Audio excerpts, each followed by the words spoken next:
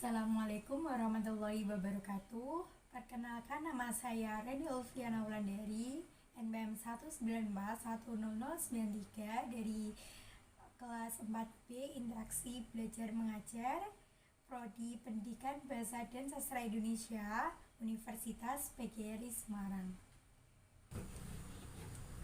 Halo, Assalamualaikum warahmatullahi wabarakatuh. Halo anakku siswa kelas 7. Bagaimana kabar kalian? Ibu harap kabar kalian sehat selalu, baik, dan tentunya tetap semangat ya. Walaupun sementara saat ini kita belum bisa bertemu langsung untuk melakukan kegiatan pembelajaran, tetapi tidak boleh menyudutkan semangat kalian untuk tetap belajar, dan tentunya belajar bahasa Indonesia dong. Nah, untuk pertemuan kali ini, sebelum mengawali kegiatan pembelajaran, alangkah baiknya kita berdoa terlebih dahulu. Berdoa, mulai.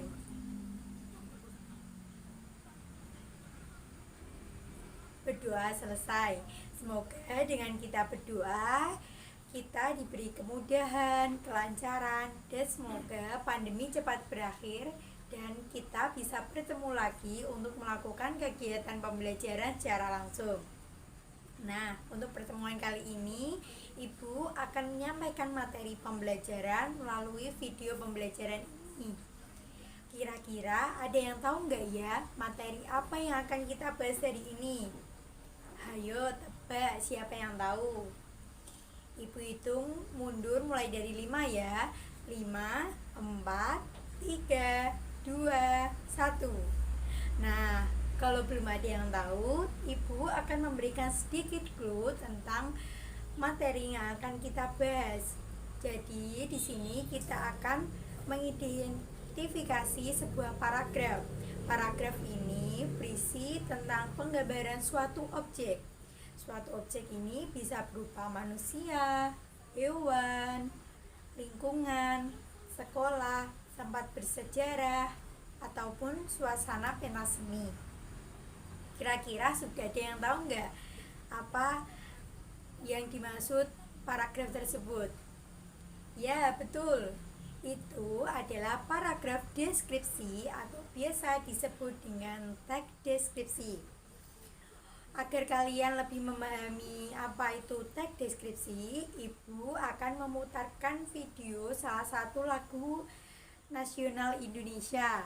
Kira-kira ada yang tahu nggak lagu nasional Indonesia apa yang di dalamnya terdapat teks deskripsi?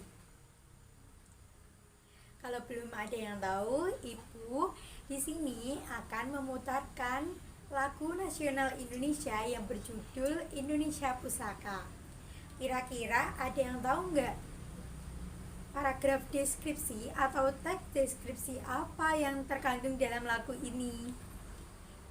Jadi, di lagu nasional Indonesia berjudul Indonesia Pusaka ini menggambarkan suatu keindahan, keelokan alam Indonesia, serta semangat cinta dan bangga akan tanah air sampai akhir hayat.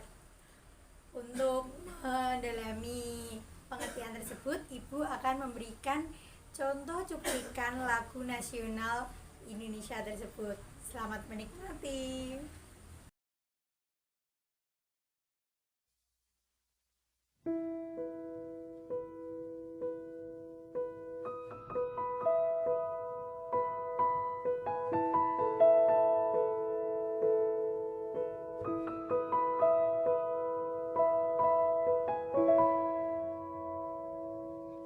Indonesia tanah air beta, pusaka abadi nan jaya. Indonesia sejak dulu kala tetap dipuja-puja bangsa. Di sana tempat lahir beta, dibuat besarkan bunda, tempat berlindung di hari tua, tempat akhir menutup mata.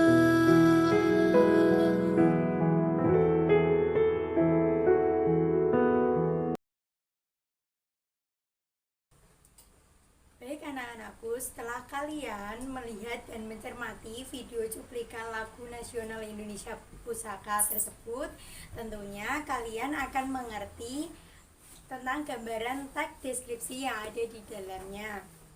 Sebelum memasuki materi selanjutnya yang lebih mendalam, Ibu akan menjelaskan terkait kompetensi dasar yang harus kalian capai dalam pembelajaran kali ini.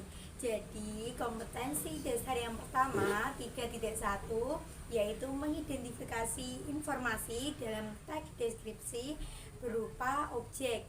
Jadi, objeknya tersebut ada bermacam-macam, mulai dari manusia, hewan, lingkungan, tempat wisata, sekolah, terus tempat bersejarah maupun suasana pentas seni yang dibaca dan didengar. Kompetensi dasar yang kedua yaitu 4.1 yaitu mengidentifikasi isi dalam teks deskripsi berupa objek. Objek tersebut sama, yaitu berupa manusia, hewan, lingkungan, tempat wisata, sekolah, tempat bersejarah, ataupun suasana pentas seni yang dibaca dan yang didengar. Yang selanjutnya adalah indikator pencapaian kompetensi. Jadi, di materi ini yang diharapkan yang pertama adalah siswa mampu mengidentifikasi ciri umum teks deskripsi dari segi isi dan tujuan komunikasi yang dibaca dan didengar. Yang kedua adalah siswa mampu mengidentifikasi ciri umum teks deskripsi dari aspek kebahasaan yang dibaca maupun didengar. Yang ketiga adalah siswa mampu mengidentifikasi atau menentukan jenis-jenis teks deskripsi dalam yang dibaca ataupun yang didengar. Dan yang terakhir berkaitan dengan indikator pencapaian kompetensi bagian keterampilan, itu adalah siswa mampu menyusun kembali teks deskripsi yang dibaca ataupun yang didengar secara lisan, tertulis maupun virtual. Baiklah, langsung saja kita memasuki ke dalam materi, yaitu tentang pengertian teks deskripsi. Jadi, pengertian teks deskripsi adalah bentuk tertulis ataupun lisan yang menggambarkan suatu objek tersebut, baik manusia, hewan, lingkungan, sekolah, tempat bersejarah, tempat wisata, ataupun suasana pentas seni secara rinci atau detail agar pembaca dan pendengar mampu membayangkan dan merasakan apa yang dialami penulis itu. Jadi, contohnya seperti ini. Ketika kita selesai berkunjung di kebun binatang, kita dapat menceritakan kepada teman kita tentang apa saja yang kita lihat di dalam kebun binatang tersebut. Seperti kita melihat seekor gajah, seekor burung hantu, ataupun yang lainnya. Itu seolah-olah kita sudah menceritakan atau menggambarkan objek dan teman kita membayangkan bahkan merasakan apa yang kita alami. Yang selanjutnya adalah berkaitan dengan tujuan teks deskripsi. Jadi tujuan teks deskripsi ini adalah yang pertama untuk mempromosikan atau mengenalkan suatu objek, tempat ataupun suasana. Yang kedua adalah untuk menjelaskan atau memaparkan terhadap situasi dan kondisi senyata mungkin agar pembaca dan pendengar dapat membayangkan dan merasakan apa yang dialami oleh penulis. Yang selanjutnya adalah berkaitan dengan ciri-ciri umum teks deskripsi. Ciri umum teks deskripsi yang pertama adalah teks deskripsi berupa penggambaran. Penggambaran tersebut berupa objek yang menggambarkan tentang manusia, hewan, lingkungan, terus ada sekolah, tempat wisata, tempat bersejarah, ataupun suasana pentas seni. Yang kedua ada kaitannya dengan panca indera. Panca indera kita ada 5. Yang pertama penglihatan melalui mata, terus yang kedua pengecapan bisa berupa dari lidah atau rasa. Jadi semisal kita makan bakso, kita akan mendeskripsikan bahwa bakso itu rasanya pedas, terus kenyal dan lain-lain. Yang ketiga adalah peraba, yaitu kulit. Yang keempat adalah pendengaran melalui telinga, dan yang terakhir adalah penciuman melalui hidung, baunya sedap ataupun baunya busuk. Selanjutnya adalah berkaitan dengan ciri umum teks deskripsi berdasarkan aspek kebahasaan. Yang pertama adalah menggunakan kata benda untuk menggambarkan suatu topik yang dideskripsikan.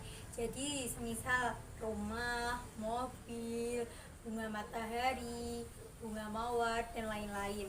Yang kedua adalah menggunakan kalimat rincian untuk mengkonkretkan. Jadi semisal kita mendeskripsikan seorang ibu, kalimat tersebut berisi seperti berikut.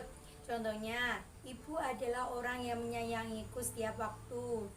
Ia adalah malaikatku, aku sangat mencintainya. Itu merupakan kalimat rincian yang tujuannya untuk mengkonkretkan. Yang ketiga adalah menggunakan kata sinonim dengan emosi yang kuat. Semisal kata indah bisa juga elok, permai, menakjubkan, terus memukau, dan lain-lain. Yang keempat adalah menggunakan bahasa kiasan sebagai perumpamaan seperti kulitnya itu bersih seperti kapas putih. Dan yang terakhir adalah menggunakan kata ganti orang. Yang selanjutnya adalah jenis-jenis teks deskripsi. Jadi jenis teks deskripsi dibagi menjadi 2 bagian.